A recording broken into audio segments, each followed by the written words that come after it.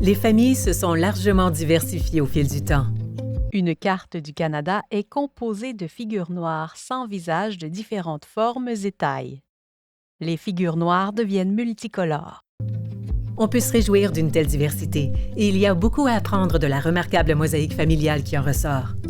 Or, si certaines familles s'avèrent prospères, d'autres se voient plutôt marginalisées. 3 cercles apparaissent représentant 3 familles. À l'intérieur du premier se trouve une femme à la peau brune et un enfant portant des vêtements islamiques. Dans le deuxième cercle, un homme, une femme et un enfant à la peau blanche jouent ensemble. Le troisième cercle rassemble 6 personnes d'âge et de teintes de peau différents. Bâtir une société inclusive implique de comprendre d'où proviennent les inégalités qui nuisent au bien-être des familles. Sur le dessin d'un arbre, les 3 cercles familiaux se posent sur différentes branches. Une loupe apparaît et se concentre sur les racines de l'arbre. Le cadre sur la diversité et le bien-être des familles offre un moyen structuré de réfléchir à la relation entre ce qui différencie les familles et leur bien-être.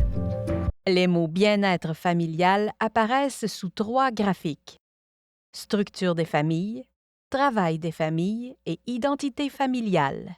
Il examine la diversité des familles sous 3 perspectives qui permettent de comprendre les principales sources d'inégalités auxquelles les familles sont confrontées.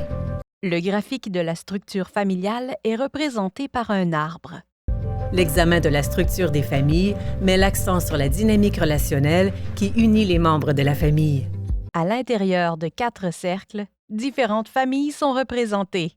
Une famille métisse de 4 personnes avec une personne en fauteuil roulant, un couple de même genre avec des couleurs de peau différentes, une femme avec 3 enfants et une famille multigénérationnelle. Cette perspective s'attarde aux liens que les personnes créent entre elles et qui forment des familles de toutes sortes. 2 escaliers sont représentés. Sur l'un d'entre eux, une famille de 4 personnes semble monter. De l'autre, une femme tenant un bébé se tient en bas. Ainsi qu'à la reconnaissance légale de tels liens et à leur adoption dans les conventions sociales, en plus de mettre en relief les inégalités susceptibles de compromettre le bien-être des familles. Le graphique de travail de famille est représenté par des engrenages imbriqués. L'analyse du travail des familles examine leur façon de combler leurs besoins à travers le travail rémunéré et non rémunéré.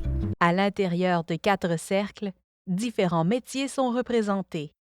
Un homme porte un enfant en bas âge, une femme fait la lessive, 2 personnes travaillent dans un bureau, une femme aide une personne âgée en fauteuil roulant. Cette perspective met en relief la manière dont les diverses activités rémunérées et non rémunérées sont réparties au sein des familles, les défis que ce travail présente pour les membres et leurs familles, ainsi que les différentes dynamiques d'une famille à l'autre et leur évolution tout au long du cycle de vie. Le graphique d'identité familiale est représenté par un visage se regardant dans un miroir. L'étude de l'identité familiale met l'accent sur la perception qu'ont les familles d'elles-mêmes, ainsi que sur la façon dont elles sont perçues par les autres. 4 cercles représentent 4 scénarios différents. Dans le premier, un homme à la peau brune, une femme et 2 enfants jouent ensemble. Le deuxième cercle illustre une famille multigénérationnelle qui pose pour un portrait. Le troisième cercle montre un groupe rassemblé autour d'un nouveau-né. Le dernier cercle présente une femme portant un hijab qui enlace une fillette. Qu'elles soient enracinées dans la culture, la religion, la race, l'identité sexuelle et de genre, l'autochtonité, l'ethnicité, l'incapacité ou une combinaison de ces facteurs, de telles identités ont tendance à créer un sentiment d'appartenance à une communauté plus large. Des morceaux de casse-tête multicolores s'imbriquent les uns dans les autres. Une pièce aléatoire représentant une femme avec 3 enfants ne parvient pas à s'imbriquer dans le casse-tête.